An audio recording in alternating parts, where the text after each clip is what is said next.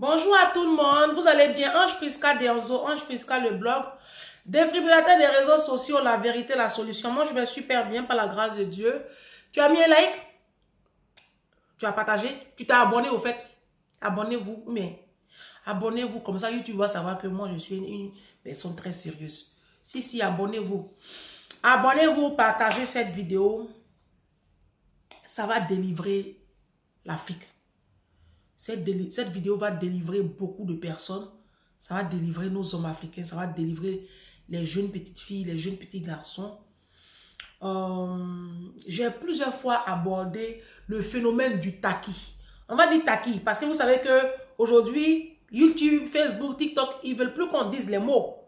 Les mots là, ils veulent plus qu'on dise. Pourtant, c'est des mots il faut qu'on dise, mais ils veulent plus. Voilà. Donc, moi, je dis, c'est le taki. Toucher petit garçon, toucher petite fille, j'appelle ça le taki. Donc, on s'est compris. Voilà, on s'est compris. Donc, le taki. Vous savez que le taki, dans la communauté africaine, c'est un véritable fléau. Il y a des hommes qui disent qu'on ment. Moi, j'ai dit, j'ai toujours fait plein de vidéos là-dessus, que j'ai dit 80% des femmes de la communauté africaine, ou même 60% des petits garçons ont été touchés dans leur enfance ou dans leur petite jeunesse. Je l'ai toujours dit. Il y en a qui s'insurgent. D'où est-ce que tu sors ces chiffres? Moi-même, j'ai dit 80. Sinon, c'est 95% même. D'où est-ce que tu sors ces chiffres? Mais vous êtes là en train de discuter parce que vous-même, vous avez fait ça. Vous-même, toi-même qui me regarde, monsieur, quand tu étais jeune là, tu as touché une petite là-bas, une petite soeur. En tout cas, tu as fait ça, c'est passé incognito. Parce que les langues ne se délient pas. Et je fais un travail en inbox. Je fais vraiment beaucoup de travail sur ça. Et il y a une vidéo qui est sortie là. Je pense que vous avez tous regardé cette jeune petite fille là. Qu'est-ce qui se passe? Je lui ai expliqué. Quand à Épinay, je me laissais avec lui quand je partais au travail. Ben, il me touchait et tout, elle me regarde, elle fait ouais, je le connais, il ferait jamais ça. Je suis retournée dans ma chambre et à ce moment-là, j'avais le cœur brisé. C'est elle qui a ramené ce monsieur à moi. Moi, ce monsieur, je le connais pas, il n'était pas de ma famille. Moi, je m'attendais à ce qu'elle me soutienne. Rien du tout. Tout a commencé quand j'avais 7 ans. Faut savoir que c'était au départ l'ami de ma mère. Pour pas que je me retrouve seule chez moi, elle me disait de temps en temps d'aller chez lui. C'était quelqu'un de très gentil. Quand il venait à la maison, il me rapportait toujours des cadeaux. Un jour où ma mère m'avait encore envoyé chez lui, j'étais assise sur le canapé, je regardais la télé. Il est venu s'asseoir à côté de moi. C'est là qu'a commencé les premiers attouchements. Il prenait sa main, il l'a rentrée dans mon pantalon. Ensuite, je l'ai rentrée dans ma culotte et il a commencé à faire des allers-retours avec sa main. Vu qu'il était plus grand que moi, que c'était un adulte, je me disais que peut-être que tous les adultes, ils faisaient ça parce que j'étais une enfant. Je savais pas que ce qu'il faisait, c'était bizarre qu'il n'avait pas à faire ça. C'est-à-dire que quand je suis rentrée chez moi, ben, j'en ai pas parlé à ma mère. Après, dès que j'étais avec lui, il le reproduisait. Même quand il venait chez moi, j'étais dans ma chambre, il venait dans ma chambre, il recommençait les attouchements. Ça a duré 1 an, jusqu'à mes 8 ans, jusqu'au jour où j'étais malade. Ma mère, elle m'avait laissé chez moi. Il faut savoir que j'avais la varicelle, c'est-à-dire que j'avais plein de boutons sur mon corps. J'étais allongée sur le lit. La première chose qu'il a commencé à faire, c'est essayer de me toucher. Enfin, je voyais sa main arriver sur mes parties intimes. Je me suis dit, mais en fait, comment tu peux penser à ça alors que, je sais pas, je suis malade, je suis dans un état lamentable. À ce moment-là, je lui ai dit non, ne me touche pas. Et il m'a regardé et il m'a pas touché. Après, moi et ma famille, on a déménagé, on n'a plus contact avec lui. Jusqu'au jour où ma mère, je crois que c'était à mes 16 ans, ma mère, elle a repris contact avec lui. Je savais pas, mais ils avaient une relation. Jusqu'au jour où elle est tombée enceinte. Du coup, vu que ma mère était enceinte, il venait vivre avec nous. Bon, ça veut dire que je vivais sur le même toit que lui. À ce moment-là, j'avais pris conscience que ce qu'il m'avait fait, c'était pas normal. J'avais peur que ça se reproduise. J'avais un sentiment d'injustice de voir que lui, il vivait sa vie tranquillement alors que moi, il m'avait fait des attouchements. Un soir, comme les autres, et je vais au salon, je vois qu'il a éteint la Freebox. Du coup, je rallume. Je lui dis rien du tout, je rallume parce que j'en avais besoin. Je repars dans ma chambre, il éteint encore la Freebox. Je repars encore au salon, la rallumer, et commence à dire ouais, c'est pas des heures pour que la Freebox elle soit allumée, éteins-la et tout. Il débranche tout. Tous les câbles qui étaient connectés, ils débranchent tout. C'est-à-dire que moi, je pouvais même pas aller derrière rebrancher la connexion. Moi, ça m'a énervé. Je suis partie dans la cuisine et j'ai pris un verre d'eau, je lui ai jeté dessus. De là, il s'est levé. Et le monde a commencé à se battre. Et ma mère est sortie de sa chambre en nous demandant qu'est-ce qui se passe, vous deux tout le temps vous êtes en conflit, pourquoi vous embrouillez. Je lui ai lâché une phrase du genre ouais, je supporte pas, c'est trop invu. Elle m'a regardée en me disant Alice, qu'est-ce que tu racontes, genre qu'est-ce que tu dis. De là je lui ai expliqué quand à Épinay, tu me laissais avec lui quand tu partais au travail, ben, il me touchait et tout, et là il fait comme si de rien n'était, c'est un groupe, je supporte pas. Je regarde. Oh, vous les appelez. Et je disais ça devant lui. Lui, il disait rien parce qu'il savait très bien ce qu'il avait fait. Je regarde ma mère, elle fait ouais, est-ce que tu es sûre de ce que tu dis? Je lui dis oui. Au début, elle avait un moment d'hésitation, elle me croyait pas. Je lui dis si depuis tout à l'heure ce que je dis c'est faux, pourquoi il parle pas? Il dit rien du tout. Il a pris la parole, il a dit oui, ben c'est faux. J'ai regardé, j'ai fait mais en fait tu me touches. Genre, t'es capable de me toucher, mais t'es même pas capable d'assumer ce que tu fais. De là, ma mère, elle m'a fait, ouais, t'as entendu, il vient de dire que c'est faux. Et en plus de ça, si ce serait vrai, tu me l'aurais dit directement après qu'il m'a touché, je connais, il ferait jamais ça. Dès qu'elle m'a dit cette phrase, j'ai compris. En fait, la vidéo, je l'ai reçue par au moins une douzaine de Mind People, quoi. Mais c'est aujourd'hui je l'écoute parce que je reçois tellement de choses que je ne peux pas tout écouter. Faut pas que je vous mentir. Donc, c'est maintenant que j'écoute à vous. Je découvre ça à vous, ouais. Donc, je récapitule. La petite que vous voyez, la jolie petite fille brisée que vous voyez là, je ne sais même pas quel genre de mère elle sera, quel genre d'épouse elle sera, quel genre de femme même elle sera dans la société civile. Parce que moi, je vois une petite vraiment brisée. Sa maman l'a mis au monde ici en France. C'est ça, elle en France. Et comme d'habitude, nous, on met les enfants au monde et puis on n'a pas les moyens pour s'en occuper. Donc, elle le déposait, quand elle s'en va travailler, quand elle s'en va faire ses activités, je ne sais pas quoi, elle le dépose chez le voisin. Ça, là, c'est une erreur. On ne fait pas ça. Moi, je n'ai jamais fait ça. Moi, depuis que ma petite, là, elle est née, elle a une fille au père. Jusqu'à ma fille a 8 ans, sa dernière nounou, c'était Aïssa. Aïssa l'a gardée ici pendant 6 mois. Je payais 450 € Aïssa. Mais Aïssa, ce n'était pas une fille au père. C'est ça, hein. Voilà. Aïssa, ce n'était pas une fille au père. Aïssa, elle est bien. Quand je suis, bon, c'est pas tout le temps aussi. Peut-être 3 fois dans la semaine ou 4 fois dans la semaine, elle a géré. Mais pas les 5 jours. D'accord? Et je la payais 450 €. Elle était juste à côté ici. J'ai toujours fait ça pour mon enfant. Justement pour éviter tout ça. Vous avez l'argent pour payer les Louis Vuitton.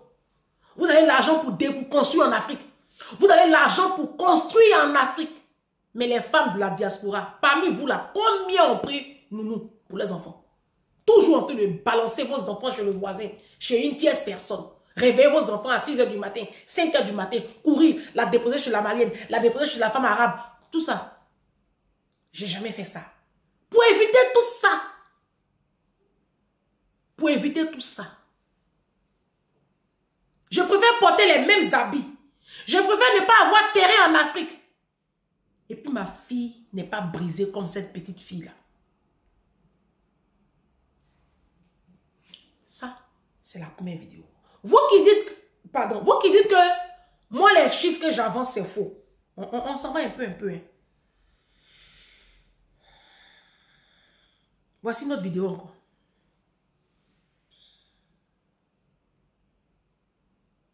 Dieu va t'envoyer quelqu'un. Bonjour à tous, je m'appelle Bamba Abida Abigail. Je viens d'avoir 35 ans le 9 novembre dernier et je suis maman d'un petit garçon de 12 ans. Voilà. Alors je fais cette vidéo certainement que quand mes proches les verront, parce que c'est plusieurs vidéos, les verront, ils seront choqués. Ils tomberont des nues, que ce soit ma mère, mon petit frère, mes amis, parce que je n'en ai pas parlé à quelqu'un, du moins, ils m'ont pas envie de revivre certaines choses. Voilà, qui lorsqu'ils venaient, m'envoyaient dans les jardins aller chercher certaines choses. Et quand je vais là-bas, ils profitaient pour me toucher. Il y avait des attouchements. Ça me faisait bizarre, en fait. Je ne comprenais pas. Ça, c'est la vidéo numéro 2. Une jeune femme de 35 ans aujourd'hui qui a rencontré Christ et qui a son petit garçon, comme elle a dit, et qui veut se libérer. Elle veut se libérer parce que ça, c'est pas possible. Elle supporte plus. Voilà, parce que ce qui a fait le déclic, c'est que cette personne-là qui lui a fait ça, c'était un ami de la famille. Et des années se sont écroulées. Ils ont déménagé, des trucs comme ça. Et puis un jour, elle va saluer son père et elle retrouve cet ami-là à la maison. Ça a été le déclic. Donc tous ces mauvais souvenirs sont revenus à la surface. Vidéo numéro 2. Ne vous pressez pas, ça vient. Eh, Jésus, Marie, Joseph.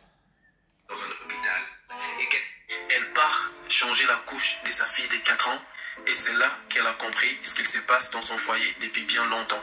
Elle commence à changer la couche de sa fille et elle remarque que sa fille est toute rouge en bas et sa fille lui dit « Maman, j'ai très très mal ». Donc sa mère lui demande « Est-ce qu'il y a quelqu'un qui te fait des attouchements? Est-ce qu'il y a quelqu'un qui te touche en bas qui a fait en sorte que tu as mal ?» Et la petite fille répond à sa mère « Oui » et sa mère lui demande « C'est qui cette personne ?» Et là, la petite fille dit à sa mère que c'est papa. À partir de là, elle a rapidement fait sortir les enfants de la maison conjugale. Elle les a ramenés à l'hôpital pour se faire examiner avant qu'ils rentrent à la maison. Arrivée à l'hôpital, elle a demandé qu'on examine les autres enfants aussi. Et les résultats étaient choquants. Il faisait pas seulement des attouchements sur sa fille de 4 ans, mais aussi sur sa fille de 2 ans. Et ce qui est triste dans cette histoire, c'est Ah, les femmes, les femmes. Oh, Ange, pourquoi tu es célibataire? Vous qui êtes mariés là, allez amener tous vos enfants à l'hôpital. Non, vous m'avez entendu. Vous qui êtes lourdement mariés là, ramassez vos enfants et puis emmenez-les à l'hôpital. La vérité va savoir là-bas. Va se savoir là-bas. On continue. Maintenant, sous cette vidéo-là, j'ai tombé là-dessus. Et sous la vidéo, il y a une jeune fille qui écrit. Elle s'appelle Noura. Moi, je vis ça actuellement avec mon papa.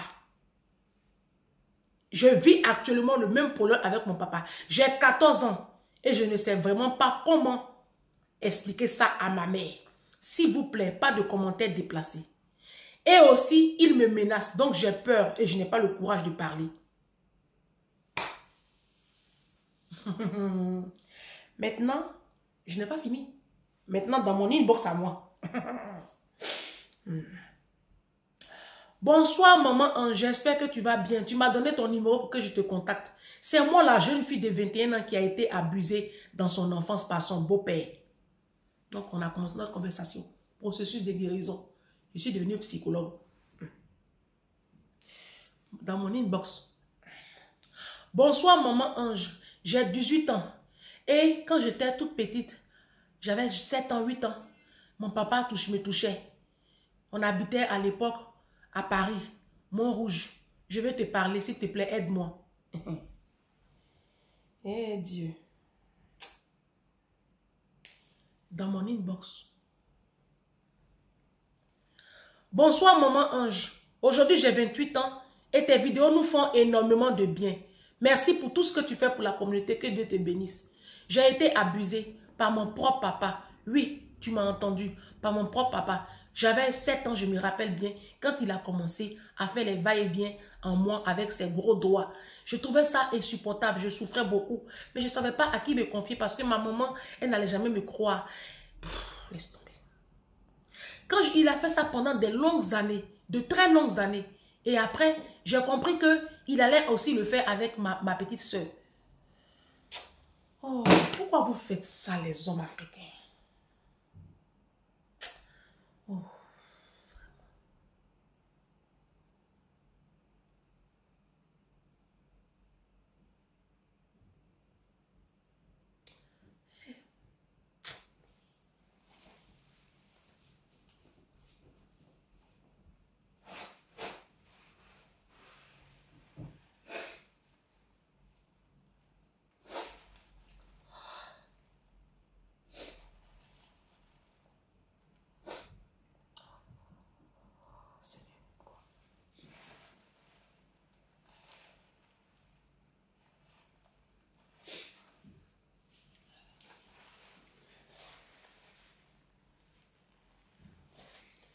Après, vous allez venir dire, non, c'est les blancs. Les blancs. Et c'est le nom des blancs qui est gâté. Hein? Le nom des blancs est gâté. La plupart de vos maris, des hommes qui partagent aujourd'hui vos vies, la plupart des hommes que vous appelez mari, époux, ce sont des pèdes. Ce sont des pédos en puissance. Oui. Mesdames, vous me suivez. Il y a 90% de chances que celui avec qui tu partages ta vie depuis de longues années là, soit un pède, toucheur d'enfant. C'est moi qui te dis ça. Les hommes africains sont omnubilés par le sexe. Mais le sexe des petites filles, ils aiment ça. Sinon, comment vous expliquer les mariages précoces là? Les mariages des petites filles de 14 ans, de 13 ans, en Côte d'Ivoire, dans le nord, au nord de la Côte d'Ivoire, les mariages des petites filles. Comment vous expliquez ça?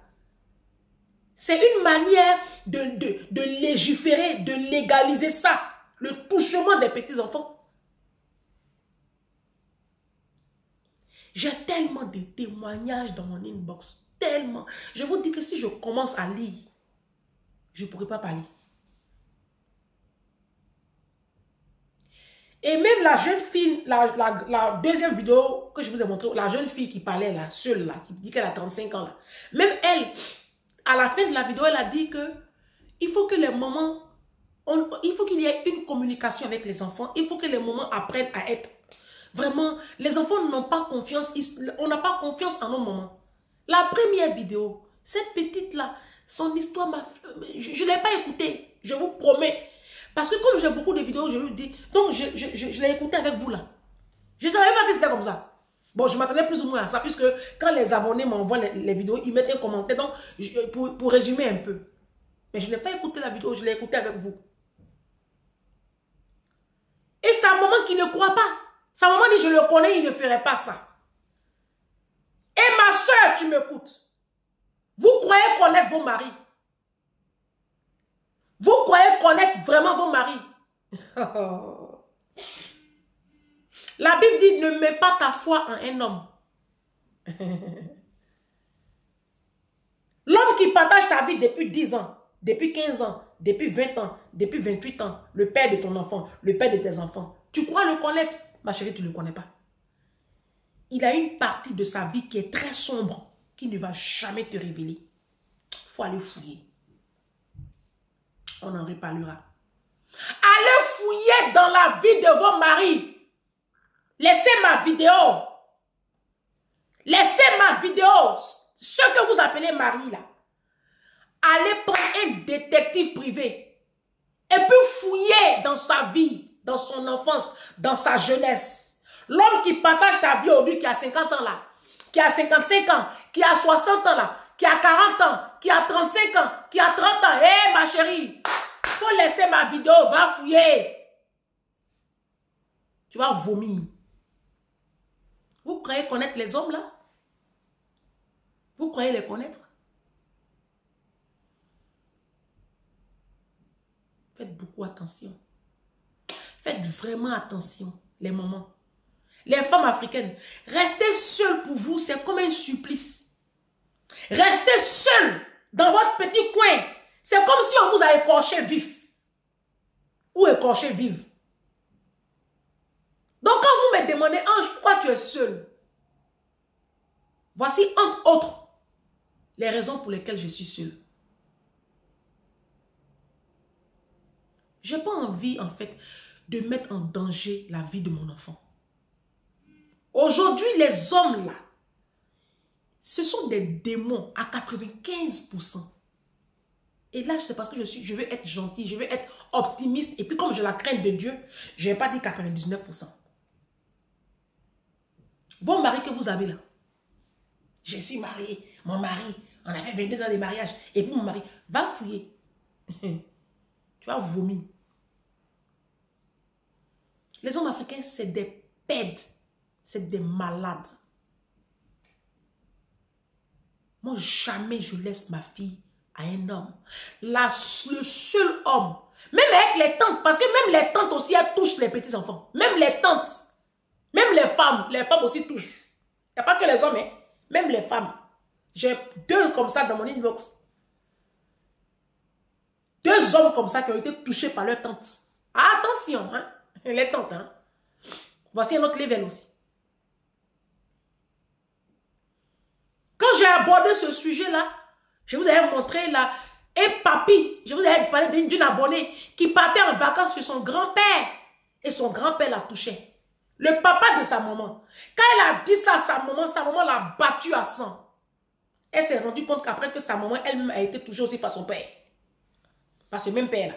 Bon, toi, ton père t'a touché quand tu étais enfant. Pourquoi tu lui emmènes ta fille? Mais les moments, qu'est-ce qui n'a pas marché? Vous vivez dans le déni ou quoi? Vous n'êtes pas à l'écoute de vos petites filles. C'est ça les conséquences. Quand une maman n'est pas concentrée, et puis tout ce qui la soucie, c'est les maths, les fossiles TikTok, et puis garçons là, cuit. Se coucher en bas des garçons, et puis on va la piler là. C'est ça qui est vous, votre problème. Vous avez quel problème? Ta petite fille est en train de dénoncer ton compagnon, ton démon que tu appelles compagnon là, et toi tu dis non, toi tu le crois, et puis tu ne crois pas ta petite fille. Ça, on peut faire ça? Est-ce qu'on peut faire ça? Vous êtes quel genre de mère? Mes soeurs, vous êtes quel genre de mère? Il y a des femmes même, je ne sais pas pourquoi Dieu leur a donné la possibilité d'enfanter. Je ne comprends pas en fait. Je ne comprends pas. Vous voyez pourquoi la communauté africaine va aussi mal? C'est ça.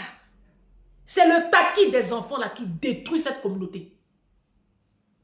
Tous nos petits garçons en Afrique sont youbi. Ils donnent l'aide derrière aux hommes des médias, aux hommes politiques et aux hommes du showbiz, en Côte d'Ivoire notamment. Tous nos petits garçons. S'il y a un récepteur, c'est parce qu'il y a un émetteur. Le phénomène de Youbi là, qui a atteint aujourd'hui un niveau en Côte d'Ivoire là, si ça continue comme ça, c'est parce qu'il y a un émetteur. L'émetteur, ce sont nos hommes politiques, ce sont les gourous de ce pays là, ce sont les artistes là. Les artistes qui ont l'argent, qui ont le cash flow, les footballeurs, les hommes de médias, les grands patrons là. C'est eux qui entretiennent ce vice-là en Côte d'Ivoire. Au vu et au su de la police judiciaire, de toutes nos autorités, mais on ferme les yeux là-dessus parce qu'ils sont intouchables à cause du pouvoir de l'argent. Notre communauté va mal parce que l'Africain, tout est le sexe. Tout est le sexe. Moi, c'est à cause de ça, je suis dans mon coin. Le dernier homme qui a touché mon corps, c'est le papa de ma fille. Quand je me rappelle même de la date de mon dernier rapport sexuel. Et je ne suis pas morte. Je vis.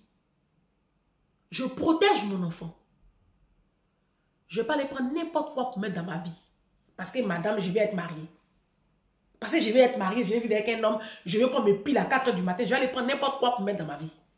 Ce risque-là, je ne vais pas le courir. Mon enfant, c'est la prunelle de mes yeux. C'est mon bijou. Donc si ça implique, si c'est ça vous appelez sacrifice, tant qu'à faire. Tu as des jeunes enfants. Ça te coûte quoi de rester concentré un temps soit peu sur la vie de tes enfants? Vous n'êtes pas à l'écoute de vos enfants. Vous n'êtes pas présente dans la vie de vos enfants. Vous ne vérifiez rien même. Moi, ma fille, tous les soirs, elle s'en va prendre son bain, je la suis. Je vérifie. Mais discrètement. C'est-à-dire que c'est tellement subtil comment je fais là. Elle ne peut même pas soupçonner. Mais je discute avec elle. Je lui dis, chérie, personne n'a le droit de mettre le doigt là-bas. Personne. Je parle avec mon enfant tout le temps. C'est pour cela que je n'ai jamais déposé ma fille chez un voisin, un truc. Le seul endroit où je dépose mon enfant, c'est chez ma voisine. Et quand je dépose ma fille là-bas, elle est là. Son mari, je ne dirais pas que j'ai confiance en lui parce que la Bible dit, ne mets pas ta foi en un homme.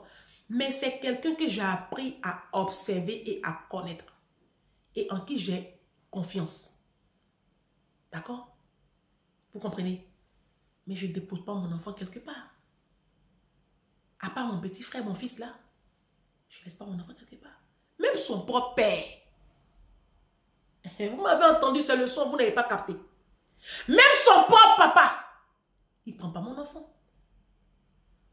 Le débat qu'on a eu entre lui et moi, quand j'ai émis ce problème-là, il dit, tu es malade, Ange. Ça ne va pas chez toi. Mais attends, tu as fumé quoi? J'ai dit, non, ce n'est pas toi le problème. C'est avec qui tu vis, avec qui tu marches, qui tu fréquentes. Tu vas prendre mon enfant. Tu vas aller chez toi. Moi, je ne suis pas là-bas. Qui vient te rendre visite? Je ne sais pas. Donc, après, même si quand le mal est fait, hein, on ne peut plus revenir. Donc, pour éviter ça, mon enfant ne va pas chez toi. C'est sûr, je ne suis pas là pour aller. À vous l'entendre dans les commentaires. Il y a un qui a écrit là-bas, mais ta fille aussi, là, elle a besoin d'aller chez son papa. Ça, c'est toi qui vois, mon frère. C'est toi qui vois. C'est vous qui n'avez pas encore compris le monde dans lequel on vit. Vous n'avez pas encore compris. Des fois, tu fais des choix que ton enfant ne comprendra pas aujourd'hui, mais que ton enfant comprendra demain. Quand ma maman a refusé le mariage du DG des impôts de Korogo, on n'a pas compris. Parce que nous, on voyait une situation de sortie de la misère. On voyait que notre maman, elle allait être mariée aussi comme ses autres collègues. Et puis nous, on allait quitter le quartier Sobala. On allait être au quartier résidentiel. On allait vivre dans une grosse maison. Ma maman, elle voyait au-delà. C'est quand on a grandi qu'elle nous a expliqué pourquoi elle a refusé le mariage du DG des impôts. Les voleurs là, ceux qui ont les immeubles là. Sa vie allait changer. Parce que ses copains, copines même, ils étaient, et puis il était chez lui, elle était chez elle là. C'est lui qui payait son loyer. C'est lui qui lui a acheté sa grosse moto. C'est lui qui a payé son salon. C'est lui qui a payé son lit et son placard. C'est lui qui payait tout pour nous. C'est lui qui payait nos vacances. Quand on partait en vacances à Divo. C'est le DG des impôts à l'époque qui finançait ça. Notre rentrée scolaire, tout. Quand on dit fin du mois comme ça là, camion vient garer devant notre porte. Quand camion gare là, ça descend 2 sacs de charbon, 2 bouteilles de gaz, sac d'igname, sac de riz, sac de tout, oignon, viande de brousse, tout. J'ai dit que, aïe, on n'avait pas fait, hein. Mais elle a refusé le mariage là. Combien de femmes refuseraient une telle union? Combien de femmes? Vous-même réfléchissez.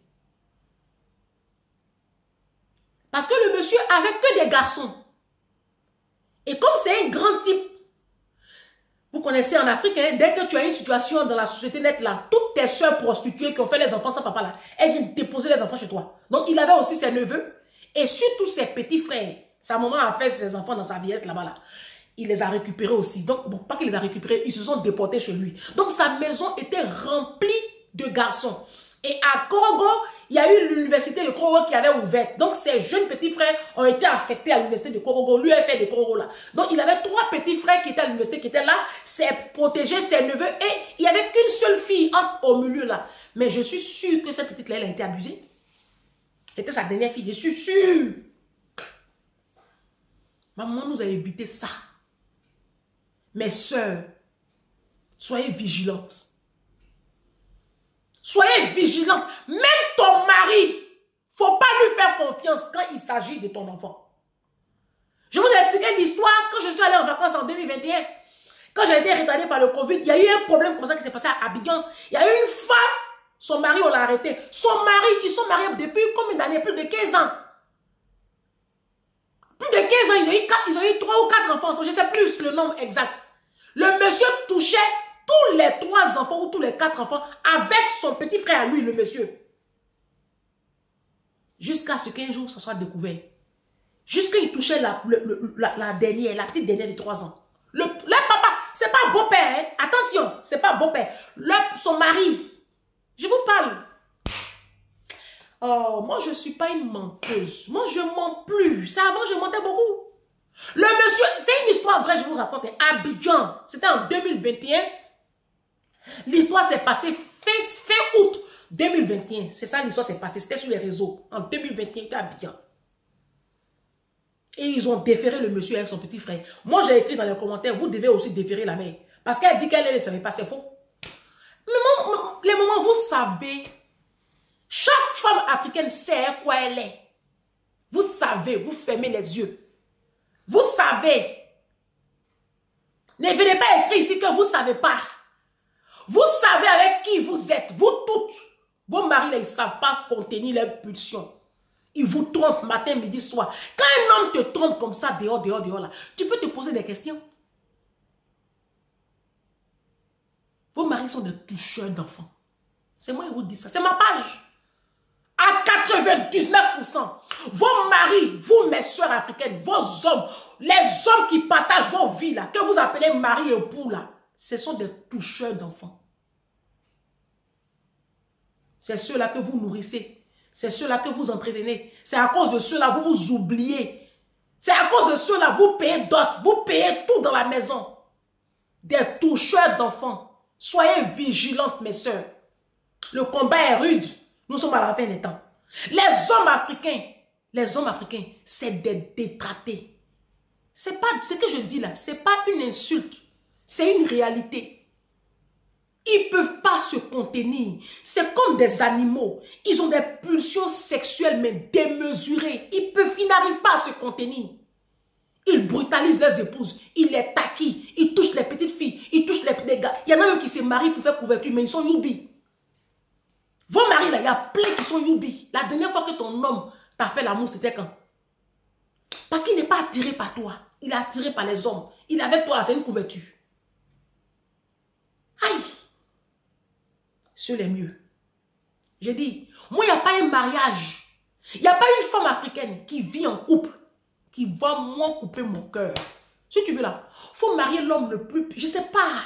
Ça, parmi vous là, il n'y a pas une, son mariage me fait frémir. 22 ans de mariage, 25 ans de mariage, 30 ans de mariage. Il n'y a pas une, parce que vous êtes tous avec des délinquants sexuels.